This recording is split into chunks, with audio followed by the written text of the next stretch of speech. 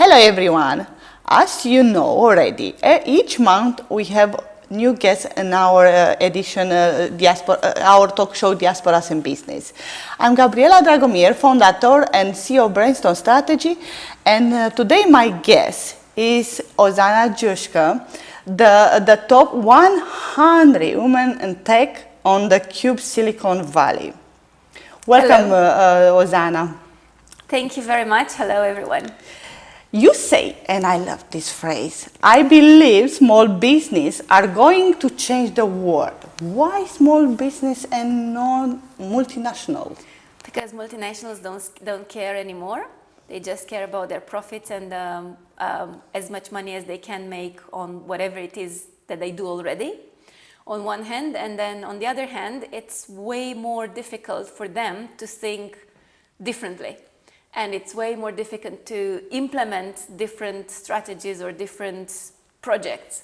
Mm-hmm. Whereas a small company, an entrepreneur in the garage, or just few people thinking out of the box, they have their own needs, which then they need solutions for, mm-hmm. and then they come up with a brilliant solution, and that's how they change the world. You empower small business to unleash the power for them business. Who is Ozana Giusca and why you choose this road of entrepreneurship?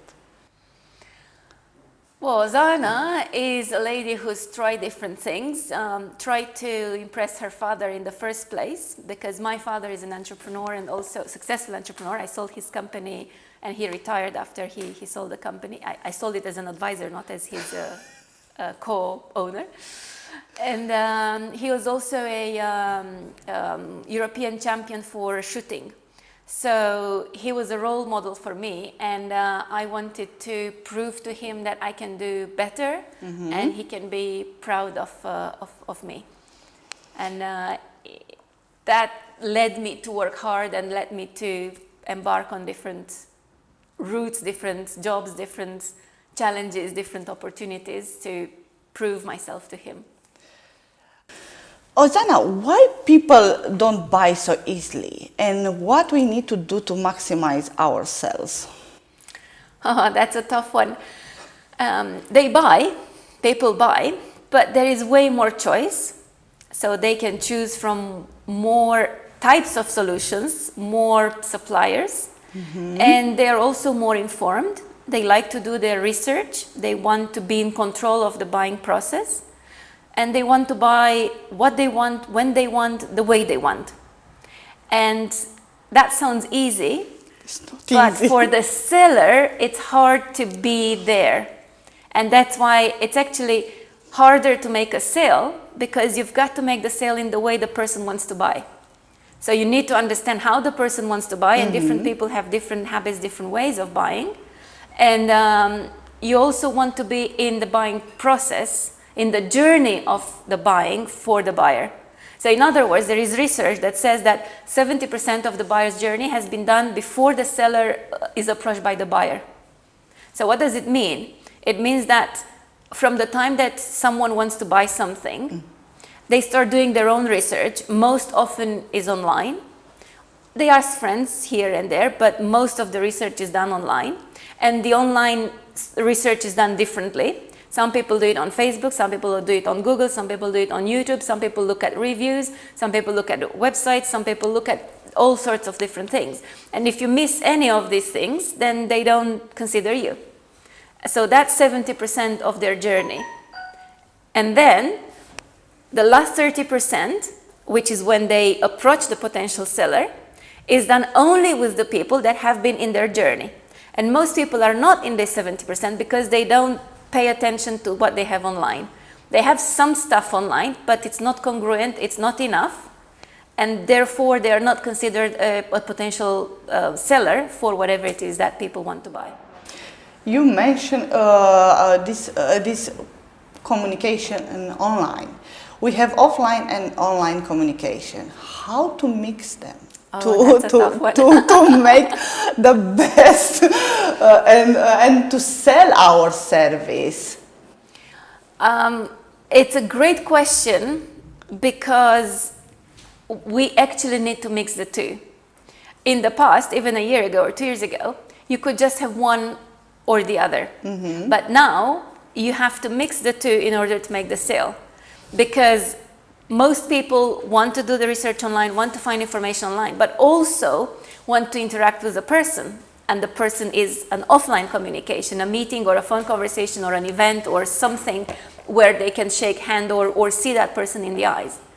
So yes, how do you combine the two? Is by being present online, by doing videos, exactly what you're doing right now, by doing both blog posts and social media and emails and everything that has to do with online, as well as doing events, as well as having a salesperson, as well as meeting with those people.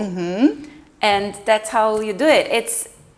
Some people say it's easy to start a business, but because you just need a laptop, right? Yes. But a laptop and an internet connection doesn't give you anything, because you've got to combine these two together. You've got to be present online, and you also need to figure out how you can see people and meet with people in the most effective way. Because you can go to networking events, right? Yeah. And you can meet people, you can exchange business cards, and nothing comes out of that. Why? Because you lack the online presence and you lack the customer's journey. And the most important thing is to design the customer's journey. So you take people from the first meeting or from not knowing you, and you communicate, you interact with you online for a bit. There is an offline communication, and of course leads to buying. At some point you meet my next question. Why the meetings, they stop to be enough? Because, as I explained earlier, people do their research online. Yeah. It takes 7 hours of interactions for someone with a brand, a product or service or a company or a person, for the person to say yes. 7 hours. You can't have 7 hours of meetings because you just don't have enough hours. You only have 24 hours in a day, right? So you can't meet with every potential prospect 7 hours. But that's even not enough. They want to interact with you from 4 different locations. So in other words, from home, in a networking event, from the office, in the tube, or in a car, or wherever. And they want to interact with you in 11 ways, 11 different ways. So that means a video, that means a blog post, that means an email, that means somebody telling them about you, that means seeing you somewhere, meeting you in person at a networking event, having a phone conversation. It's 11 types of interactions that on average a person needs in order to make a buying purchase. Now that's, of course, these are all averages. There are people who purchase instantly, but that's very few. And I had a guy, which I was like shocked when I saw him. He's been following me for 4 years. Wow. So 4 years he was like... He buy something from you? So he came to my event. He literally paid like £50 for an event. And he told me, I've been following you for 4 years, and I like that video, I like that post, I like that thing. And now, I decided to come to this event. I'm like, it took you 4 years to give me £50? Yes. I imagine how many years take him to go to ask her girl, can you marry? Can we go for a drink? Yeah. It's people and people, right? And if you're not there, then they go to somebody else who is there. And then the fourth thing is that people want 50% human interaction. What does it mean? It means that a meeting is a human interaction, but a video or a post online is non-human interaction. So they want both. 50% of communication in one way, 50% in a different way. You mentioned video. And in some points, I remember I read in your website something what is very, very true. If you don't use video to promoting your business, you lose 80% of your potential clients. And now it's 85 apparently. Wow, let's go. Wow, we don't go down. We go. Yeah. Oh, wow. Because think about it, and everybody watching this, right? Everybody watches a video. People don't have the patience to read anymore. 85% apparently of online content that is consumed online is video.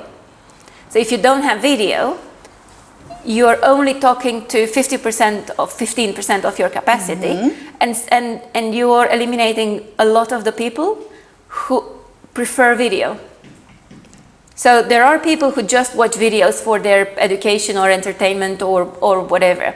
And if you don't have video, then you're not a potential buyer for those people, and that number increases every single day. Because it's just more fun, more entertaining to watch a video than to read something. That is very true. Ozana, what is smart business? Smart business, that's, from my point of view, my creation, is the business that will succeed in future. The business that has a big potential to be solid now and to grow and in future and still stay in business. From my point of view, if you don't go smart business, you will not be in business in the next few years. So what is it? First of all, it has a very, very clear vision. So the owner knows exactly where he wants to go, but not from the point of view of, oh, I want to open another office, or I want to have 20 employees or 100 employees and I want to be known, blah, blah, blah. It's from the point of, okay, how can I change the world? How am I changing the world? What's my purpose? Why is this business doing what's doing? That's the vision that they need to be very, very clear about, and most people are not. Most people, when you ask them, so what are you doing? They go like, oh, I sell cars, or I make shoes, or I'm a consultant, or I'm an accountant. That's boring. That's everybody. Okay? When you say, okay, my vision is to empower 1 million entrepreneurs to change the world and be bigger in business. Exactly. Or my vision is to connect people, or my vision is to have healthy kids. Or my vision is to provide a safe environment for the kids, right? Or my vision is to have less traffic. Those are the visions that move people and change the world. Now, I believe every single business has one, but 99.95% have never thought about it, and they haven't pinpointed it out. I believe because the business owner, they think, if I spoke about my vision, my wish is part of my weakness. I need to be more, with my goals to be more clear. Like I want to sell $1 million. I want to employ 100 people.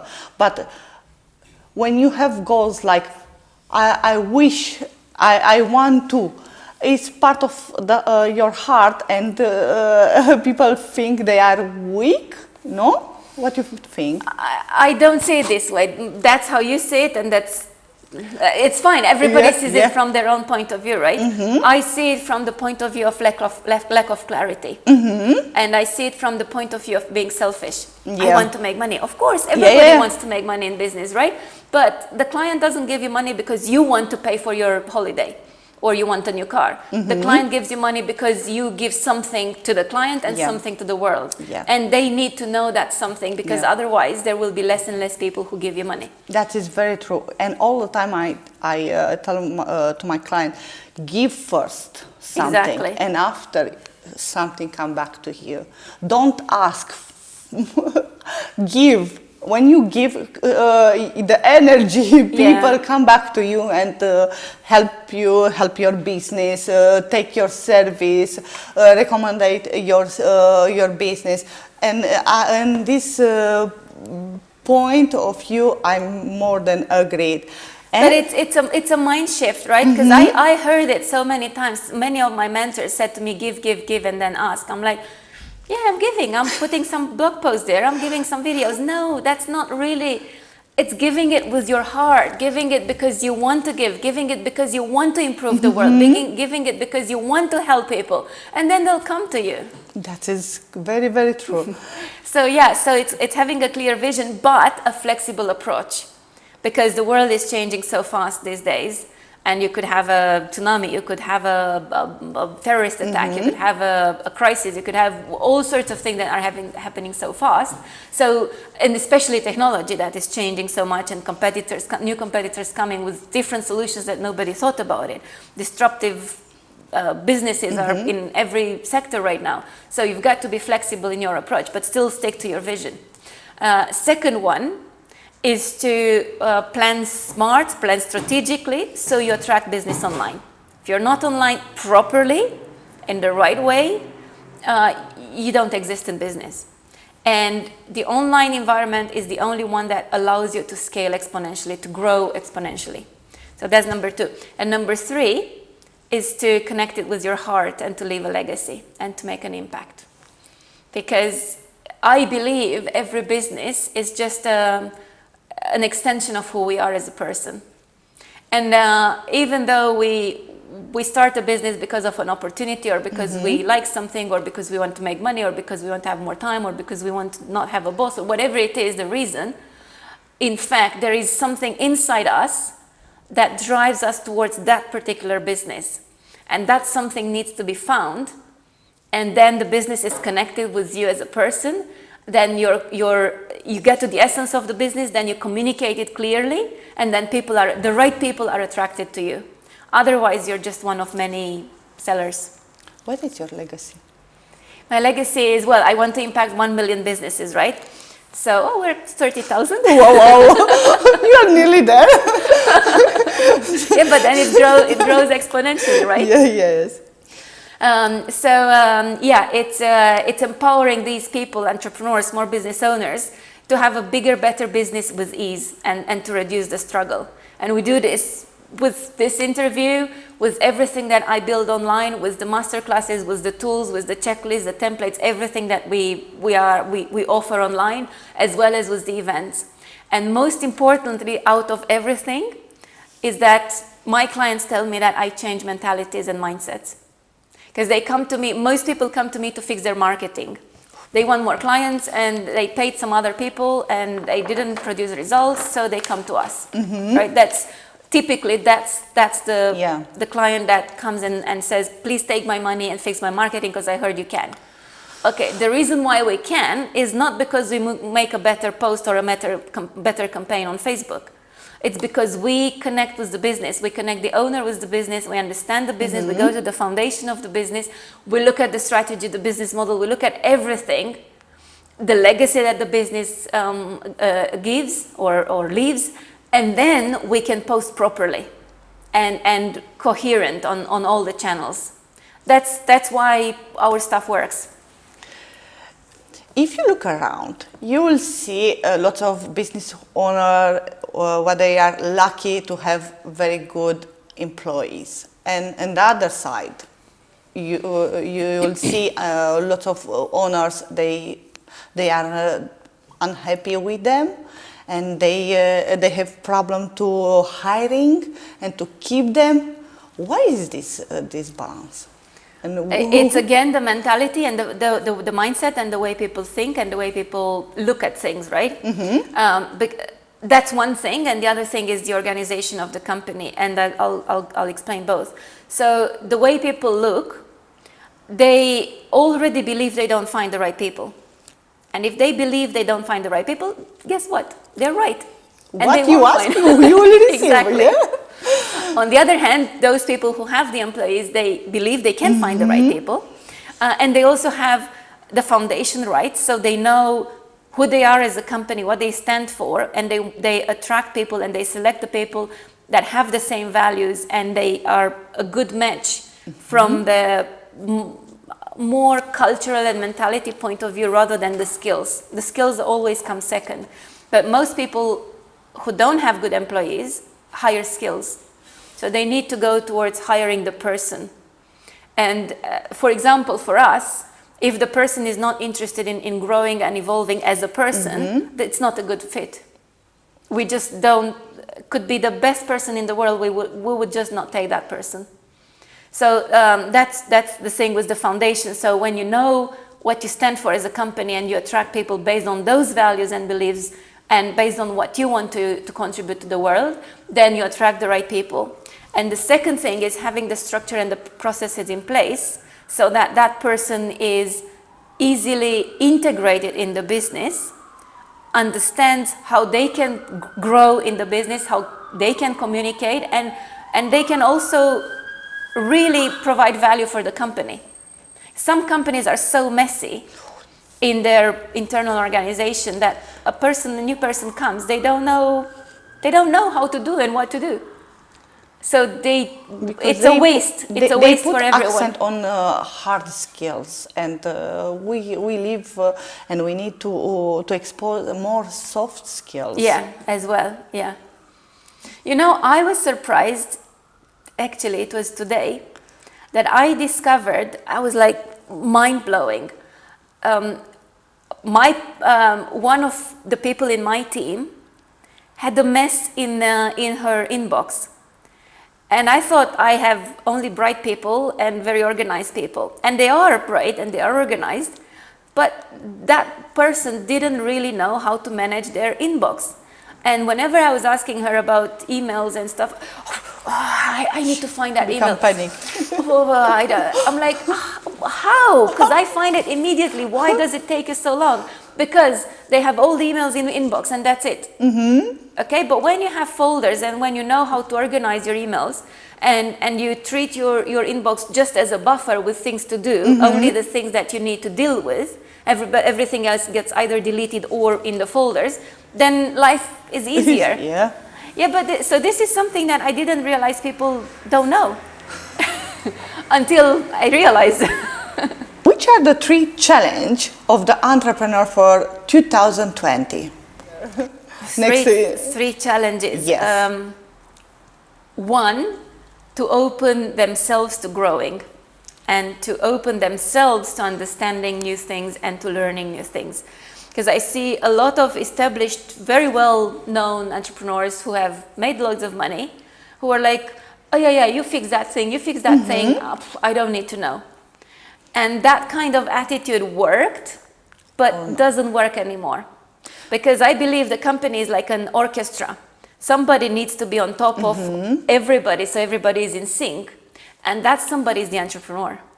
It's not someone that you get from outside, because it's the entrepreneur's dream, it's the entrepreneur's heart and soul, and everything is expressed through that business, right? So it's the entrepreneur who needs to understand enough to be able to coordinate everybody that they employ to do X, Y, Z.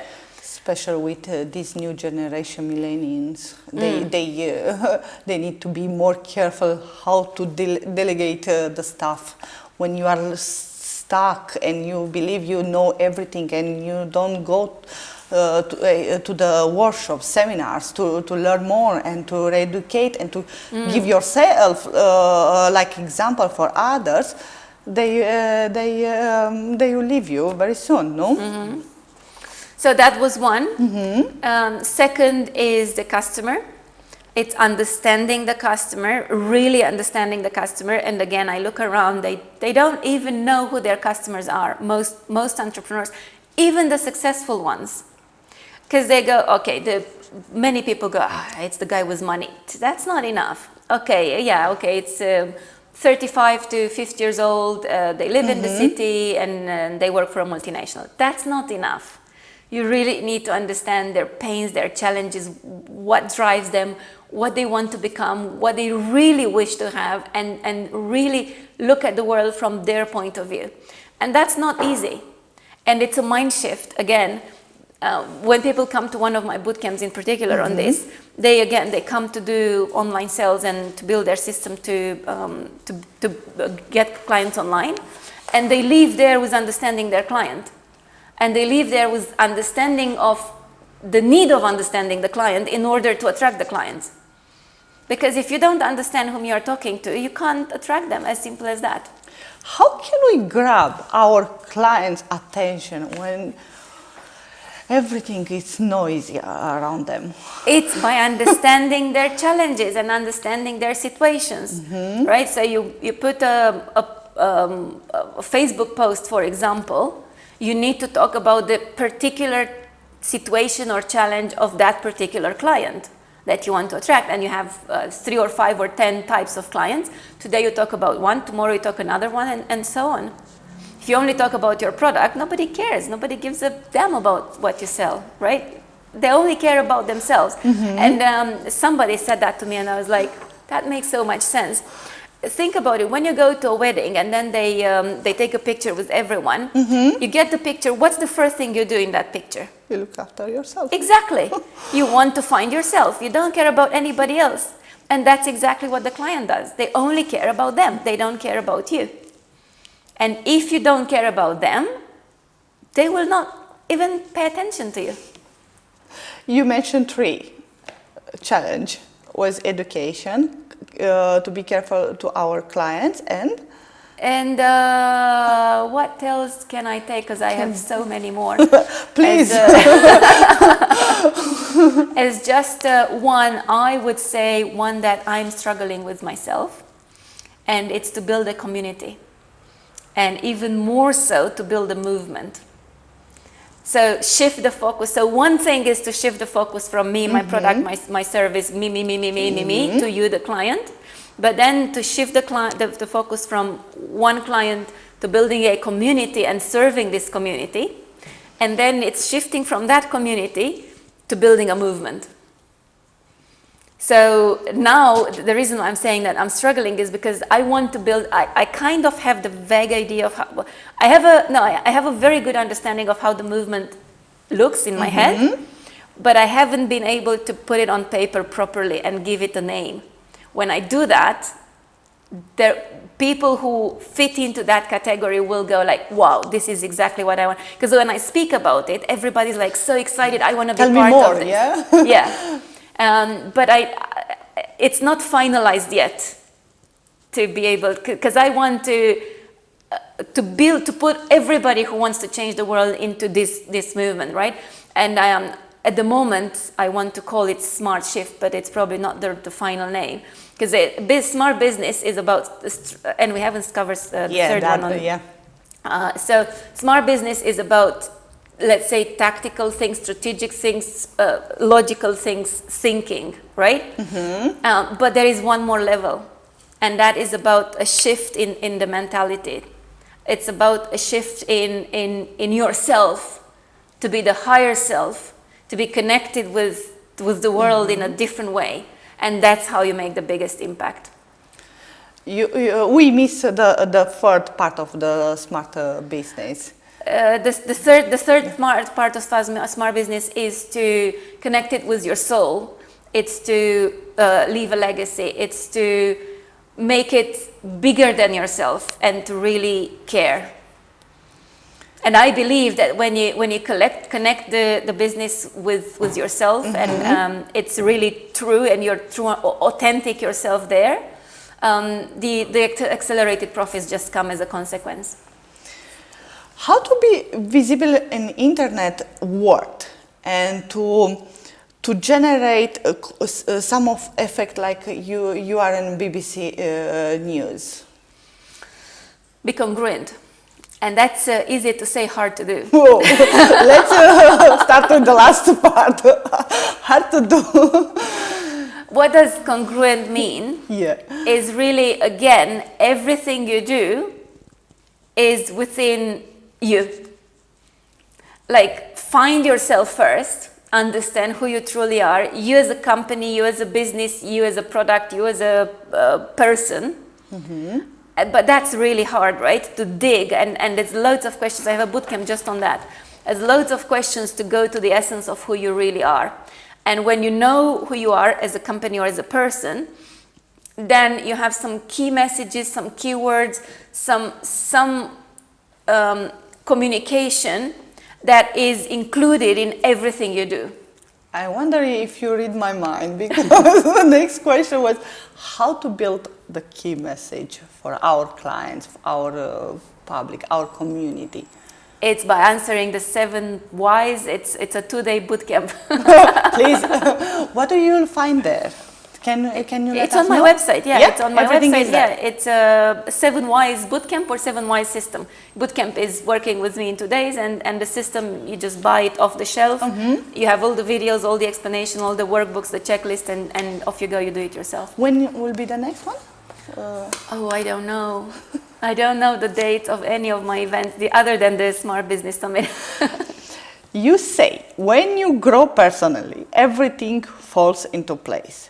What is unique about yourself and your business? What's unique about me, it's what people tell me, what my clients tell me, is that I can see through the whole business. I can immediately identify what's stopping the business to grow, what's making it stuck wherever they are, and I can immediately unlock that full potential. I can immediately say, okay, this is what you need to focus on right now so that you go to the next level. In some cases, it's about the entrepreneur's mind. In some cases, it's about the strategy or the business model, or just like we spoke earlier, right? You think most small businesses think this, but from this, it's very easy to make it like this. And this is exactly what we talked about the event that you mentioned earlier, because everybody sees from their own point of view, but you can't see more because if you saw more, you would already be at the next level, right? It's very true. When you think massive, you will take decision massive, and you will find solution to do everything very, very well. It's a very good point. Thank you. You talk a lot about strategy, the right strategy. What means for these days the right strategy? When you, especially when you are a startup point, and you play with marketing, with communication online and offline, and you try to do all the things by yourself. I know to make and to create one team very fast is the best advice what I receive. But talking about strategy. Yeah, you know why I talk about strategy? Because I struggled with strategy. Because I was the next shiny object. There will be a course on increase your sales through Facebook groups. Okay, that sounds interesting. Increase your sales through SEO, or increase your sales through Facebook ads, or make your sales funnels and increase your sales, or do a blog post and increase your sales. Everybody sells you all sorts of stuff. And they all work, but not for you, or not for that particular. They only work for them and for few people who have got the right strategy. What I mean is that it's really about putting all these bits and pieces together. So from my point of view, first of all, is have the vision, know exactly how you want to impact the world, how to change the world, make your contribution in the world for a better place. Know where you are now, know who you are right now, and then make the bridge, and that's the strategy. So, okay, I'm here, I want to get here, how do I get here? That's the strategy. And then it's the tactics. I know where I am now, but I know where I will be in 5 years. It's wrong if I make my movement like when I will be in 5 years. Sorry, so you know where you are. Yeah. You know where you want to get to in 5 years. But all my action, I take it like I be there already. I don't know how to answer this, because John DeMartini would say, yeah, that's great, do it this way. I don't have the same answer as him. One thing is to see yourself as if you are where you want to be in 5 years' time, and visualize how your life is when you're already there, when you've achieved your goal. But it's a completely different thing what you're doing today. So, okay, you know what your goal is for 5 years, but then break it down.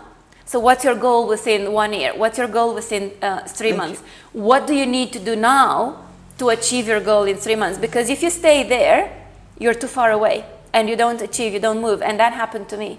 I had a vision of $1 billion sales, and I was staying with $1 billion sales, but that was so far away from where I was. I was at 0 sales, okay? And I didn't move until I had the vision and the strategy for just 10,000 per month.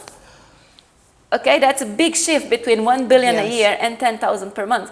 But unless you make this little thing, this little step, you visualize this little step and make actions, concrete actions for this little step, that is just a nice dream, and that's it, only a dream. That means, dear entrepreneurs, stay focused on 2-day plans, 3 months plans, 1 year, and is very well to visual your goals in 5-10 years, but stay focused on present. Yeah. Exactly. Yeah. Well, make a plan, right? And plan your day. Like for example, this morning, I didn't follow my advice. I didn't make a list with what I wanted to achieve. I just had it in my head. And it comes to the end of the day, I only achieved half of the stuff because I didn't have them down as must do today. It's like, yeah, I have to do that, but yeah, I'll do it tomorrow. What do you do to make your clients' days happy and better? Give them more clients. How?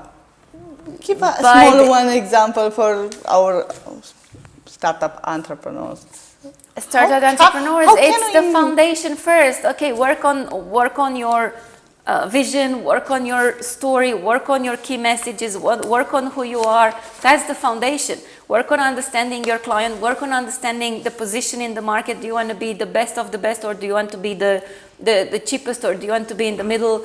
Understand why people buy from you. Have all of these written down, not just in here, because from here to writing it down, it's a big journey. Once you have them all written down and everybody, if it's a team, everybody agrees with what you wrote, everybody's clear on all of those things, then you can start working on, okay, posting, writing a blog, meeting with someone, doing all the nitty-gritty. But people just skip this step, they go to all the nitty-gritty, and they get nothing because there is no clarity. And no clarity means nothing. You talk so beautiful. And it's like we don't talk about business. What is your wow factor? What I learned now is to combine logics with emotions. And, you know, in every human being is born with the right side or the left side of the brain more developed, right? So that means they are either more emotional or logical or rational. And what I was very rational. That's my natural way of being and skill, but I was too robotic. So now I still keep that skill because it's mine, but I also tapped into my emotional thing and into my instincts. And I can now instinctively feel a business. You tell me a few things about your business, I know exactly what's missing, what's wrong, what you're doing good, and what you need to do as well. I feel it with emotions and with logics at the same time. And that's my skill. Nobody else in my team has that skill. I developed it to combine these two together. So when I look at everything, when I speak to anyone, combining these two together just puts me in a better situation of understanding everything and being able to communicate with both types of people in a way that they understand, everything makes sense, and I can help them and make them shift again towards achieving their objectives. How do you market your business? Oh, by being visible online and by events. So I combine online and offline by doing videos, interviews like this. So whenever I get an opportunity to speak, either online in a video interview like this, or just a video or a webinar, or in an event, I would always take that opportunity. Then by doing my own videos, doing my own blog posts, constantly emailing my list, even paying money to Facebook to show my posts with interesting stuff on social media, and being on YouTube as well, paying money to YouTube to show my stuff, and basically being part of the client, the potential's journey every single day. So they know when they're ready to fix their business, or they're ready to go to the next level, or they're ready to start, depending on where they are and what program that they need, then they contact me. In your journey, how you handle the adversity and that? The adversity and that. What do you mean? You know, when you have lots of questions in your mind. I do well, I take the best decision. If I do wrong, especially when you are a startup, you think all the tactics what you read on internet, they are the best, and you are stuck. You don't know what to choose. And what was your attitude in this kind of situation? Were you been there? Well, I've been there myself, yeah, and I tried everything, and I know day and night I was just working and trying all sorts of things and educating myself. My advice to these people is to join a program like mine, because yeah, you can get all that information and you can get educated loads of online, but then you don't know what's wrong, what's right, and you don't know what makes sense to you. And the funny thing is that every single business is unique. Every single business is a representation of the person, and the person is unique, right? We are all human beings, and we're all distinct and unique. So because of this, what works for you doesn't work for me. What works for me doesn't work for you. So unless you join a program like mine, I have a Smart Business Starter. Unless you join such a program where you have a mentor telling you, okay, this is only for you, but it's not for you. This is for you, but for you, you need to do it this way. It's impossible. The power to tell your client that is not for you. Yeah. And some people don't like it. Some people get upset. Some people, I literally had, in my last boot camp, I had a person who had invested a lot of money. They spent $30,000 only on Facebook and Google ads. And they made like 1,000 in sales in total.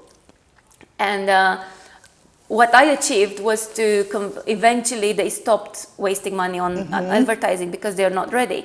No, but what I managed to achieve was to get them to stop wasting their money on Facebook, but they moved towards Google. Anyway, they change. Yeah. They'll see how Google doesn't work for them, and then eventually they'll understand. So I told the guy that he built a platform. The idea is amazing. I don't want to say more because I don't want him to be seen. The idea is great. It's exactly what's needed. But the execution sucks. The way he goes with this idea is like 10 years ago.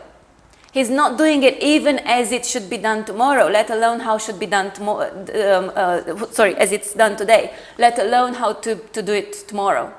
So he thinks more of a, let's say, yellow pages type, which is nobody wants it, nobody puts any value in that, instead of thinking an Airbnb type, which is revolutionizing the way we travel. And it's pissing off all the big hotel chains, right? He can do that with his idea, but not the way he's implementing it. And I told him that, because he came to me and wanted us to help him with the business. And I said, no, I can't. That idea, implemented this way, I can do it. That idea implemented that way, I don't want to get involved because I can't, you will pay me for nothing. And your unsuccess will be my unsuccess. So he was upset. He's like, oh, you're not the right mentor for me. You're not the right consultant. I'll go somewhere else. Fine. What habits help you to make you successful today? Resilience. Just carry on. Don't stop. Don't stop. Yeah. That is good advice. Don't stop. You have bad days, take a break, or you go. Just carry on. Yeah, just figure out the lesson that you had to learn from what didn't work and carry on. Find something else that doesn't work, find something else that doesn't work, but eventually you find something that works. And you put the pieces together and then it works. Ozana, last question. If you have the opportunity and the chance to travel time back, and to meet yourself on the startup point, what will be your advice for yourself? Start with yourself. Don't even consider business, even though you're a big hat businesswoman and you think you know what you're doing. Just look inside yourself and fix whatever needs to be fixed as a person.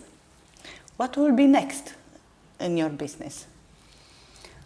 Just bigger events. We want to do one in September now, Smart Business Summit. So we want to get 1,000 entrepreneurs and small business owners together. Congratulations. And we were bringing Bill Walsh and other experts from which I learned myself.